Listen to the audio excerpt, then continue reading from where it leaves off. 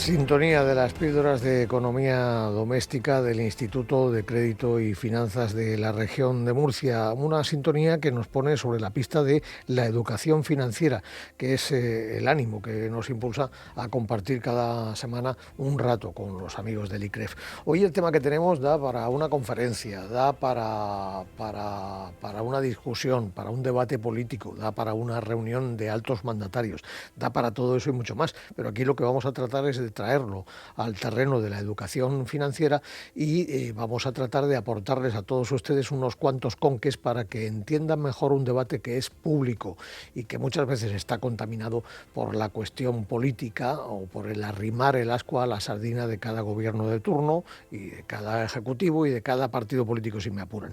Vamos a tratar de ser objetivos y para eso vamos a intentarlo con el director general de Economía, Estrategia y Contratación Centralizada, porque el tema de hoy es la financiación autonómica y el por qué es importante. Y vamos a tratar de averiguarlo con la ayuda, como digo, del director general de Economía, de Estrategia y de Contratación Centralizada, que es Nicolás González, buen amigo de este programa, al que saludamos ya. Muy buenos días. Muy buenos días, don Alberto, ¿qué tal?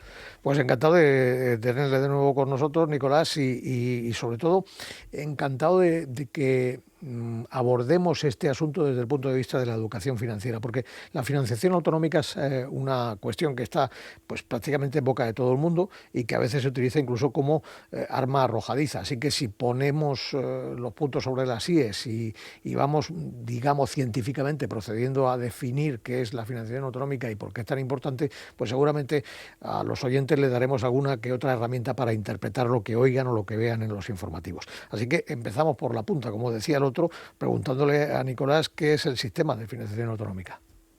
Pues como bien ha dicho usted, estamos ante un tema muy complejo sobre el que hay mucho ruido y eso a veces hace que no seamos capaces de entender cuál es la importancia que tiene en nuestro día a día, que es mucha. ¿De qué hablamos cuando hablamos del sistema de financiación autonómica?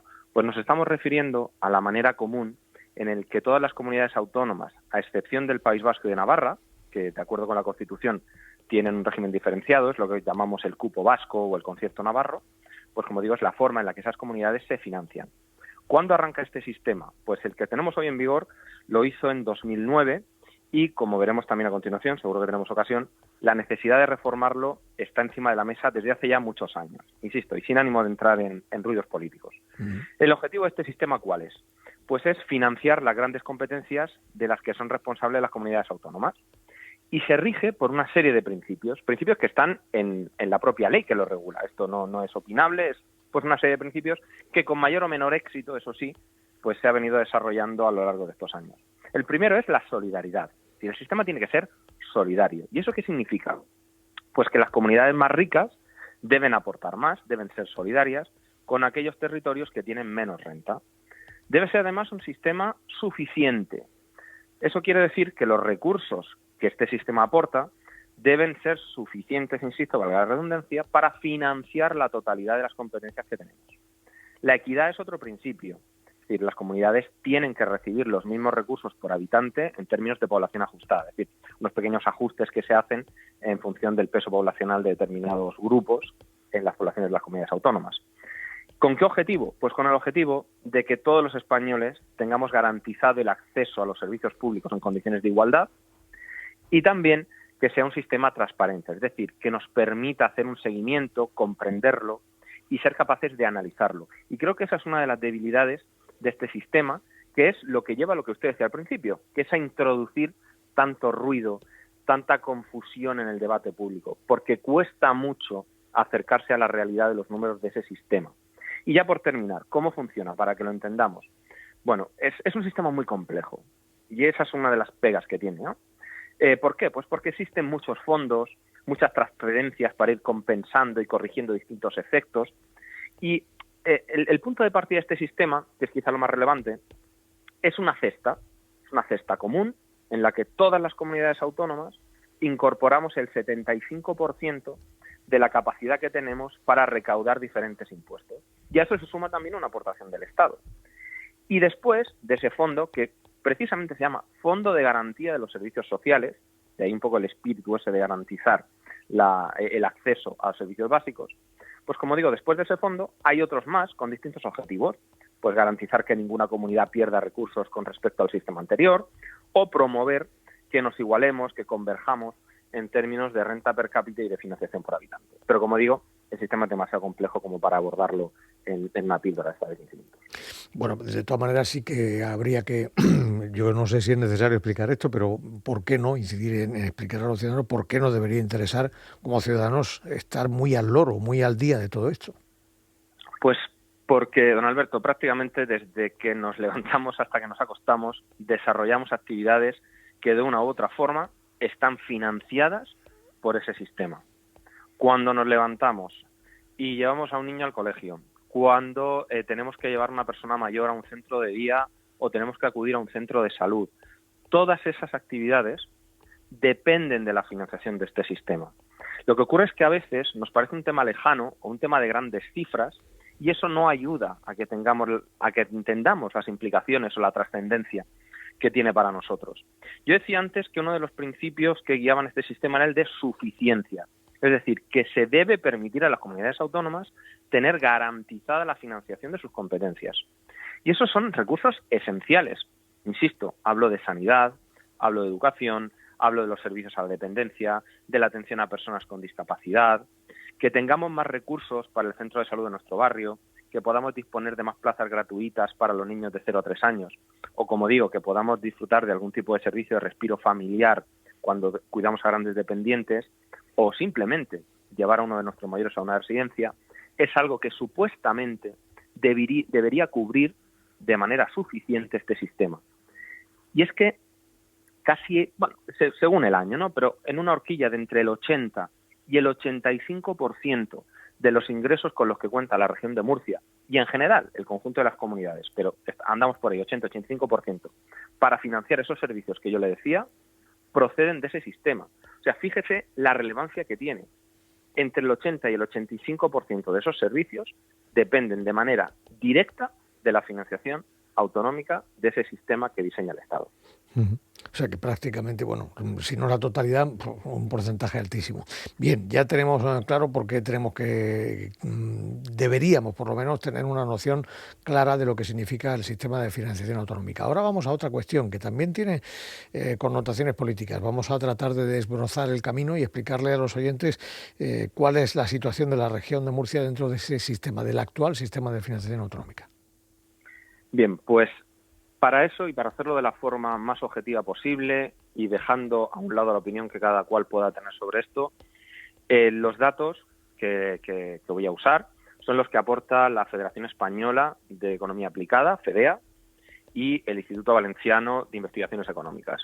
Insisto, no son datos nuestros, son los datos que esas entidades, esos servicios de estudios de reconocido prestigio nacional, han aportado al debate de la financiación autonómica. Y en base a eso, ¿qué podemos decir?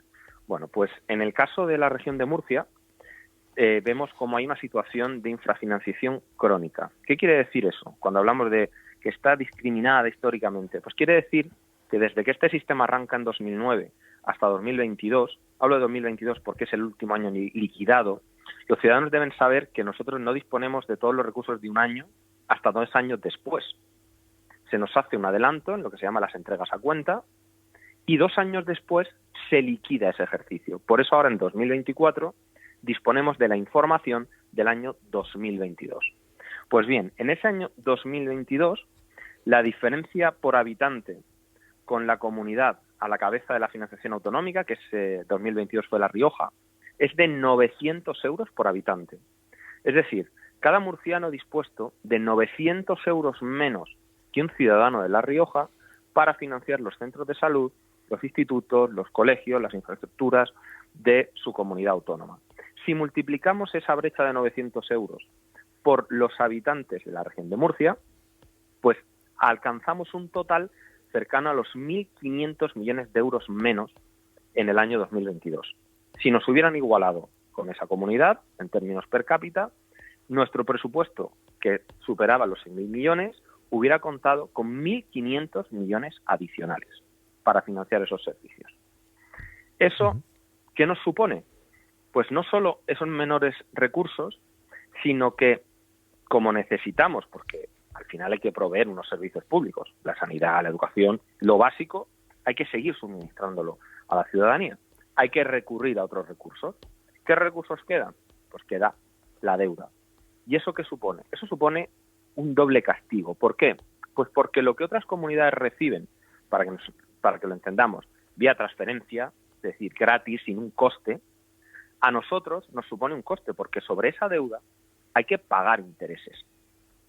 Por tanto, no recibimos lo que otros reciben en condiciones de igualdad, sino que además tenemos que pagarnos intereses que, por cierto, no le pagamos a los bancos. El 95% se lo estamos pagando al Estado, que es el que nos hace el préstamo. ¿Y eso por qué ocurre? Porque el Estado es consciente de que con esos recursos del sistema no es suficiente y por eso nos permite endeudarnos con ellos, para que seamos capaces de suministrar ese servicio.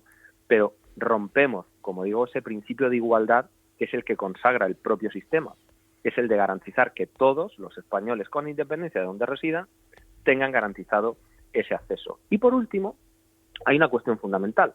Como tenemos que concentrar los recursos para proveer ese estado del bienestar, esa educación, esa protección social y esa sanidad, quedan menos recursos disponibles para impulsar la competitividad regional. Es decir, pues tenemos menos recursos para impulso de actividad económica o para infraestructuras, para inversión pública, etcétera. Por tanto, nos estamos también separando, estamos aumentando esa brecha con otras comunidades autónomas, cuando el espíritu mismo del sistema es el contrario, es el de ayudar a reducir esa divergencia o esa brecha en competitividad que existe entre las comunidades autónomas. Claro, el espíritu del sistema de financiación debería ser la cohesión y la convergencia de las comunidades autónomas menos favorecidas con aquellas que están más desarrolladas. O sea que sí, ahí ya tenemos una idea y ya tenemos unas cifras que están en negro sobre blanco, 900 euros menos por habitante que la comunidad mejor financiada, con los dos últimos datos disponibles, y 1.500 millones de euros menos que esa comunidad más favorecida por el sistema. El asunto de la financiación autonómica está ahora mismo en el debate público y político y ocupa gran parte de las conversaciones. Incluso se ha asomado a esas charlas de café a las que nos referimos con tanta frecuencia en los medios de comunicación. En realidad, ¿qué es lo que se está debatiendo ahora mismo? Porque se está hablando de Cataluña, se está hablando de la reforma del sistema, se está hablando de financiación diferente en unas comunidades o en otras. ¿Qué está pasando? ¿Qué se está debatiendo? Lo que se está debatiendo ahora mismo es que haya una comunidad que salga de ese régimen común que yo le empezaba a hablar en este espacio, ¿no? Ese régimen común en el que están todas las comunidades, con excepción de País Vasco y Navarra, es común precisamente por eso, porque es igual para todas las comunidades. Lo que se está poniendo en la mesa es una financiación singular, así la llaman quienes la están promoviendo en este momento para Cataluña, y eso supondría, en primer lugar, una quiebra de la Constitución, porque la Constitución no habilita a ninguna comunidad, salvo a las dos que le he dicho, País Vasco y Navarra, a salir de ese régimen común. Con lo cual, ahí tenemos el primer problema. Es, por tanto, un modelo de Estado, es decir, estamos rompiendo esa configuración de Estado de la Constitución, y luego eso tiene también otras implicaciones ya prácticas, ¿no? Por volver a ese ámbito de la economía doméstica o de la economía familiar y particular, que es el que más nos ocupa, ¿no?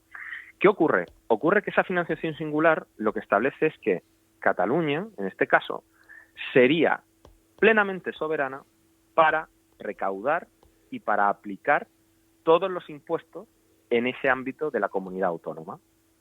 Y eso rompe esa caja común. Ese fondo de garantía que yo le decía que era el inicio del sistema, quiebra por completo. ¿Por qué? Porque solamente hay 3 comunidades que sean aportantes netas a ese sistema, que son la Comunidad de Madrid, Cataluña y las Islas Baleares. Si las comunidades más ricas, todas ellas, decidieran tomar la misma postura que Cataluña, iríamos a un estado inviable, porque el resto de comunidades, con sus propios recursos, serían incapaces de garantizar el estado del bienestar. Y si el estado del bienestar, es decir, la sanidad, la educación y la protección social, es lo que nos ayuda a tener una cierta igualdad, cierta, entre todos los territorios, entre todas las comunidades autónomas de España, estaríamos quebrando esa igualdad y dejaríamos de garantizar que un murciano, que un extremeño, que un andaluz tuvieran el mismo derecho a acudir a un centro de salud o a una educación gratuita que tendrían esas comunidades que más recaudan si se quedaran en exclusiva con los recursos que se generan en su comunidad. Bueno, pues ya tenemos al menos los datos, las herramientas para entender lo que pasa y lo que se está debatiendo. Este debate está vivo, es un debate que todavía no ha concluido y seguramente conoceremos novedades en los próximos días o en las próximas semanas. Pero lo que hemos intentado hoy, con la ayuda del director general de Economía, Estrategia y Contratación Centralizada, Nicolás González, es por lo menos saber cuál es el campo de juego. Ya tenemos más o menos claras las reglas y ya tenemos las nociones de lo que pasa. Y a partir de ahora asistir al debate con algo más de cualificación. Muchas gracias, Nicolás, y buen día. Gracias a usted, Alberto, y buen fin de semana.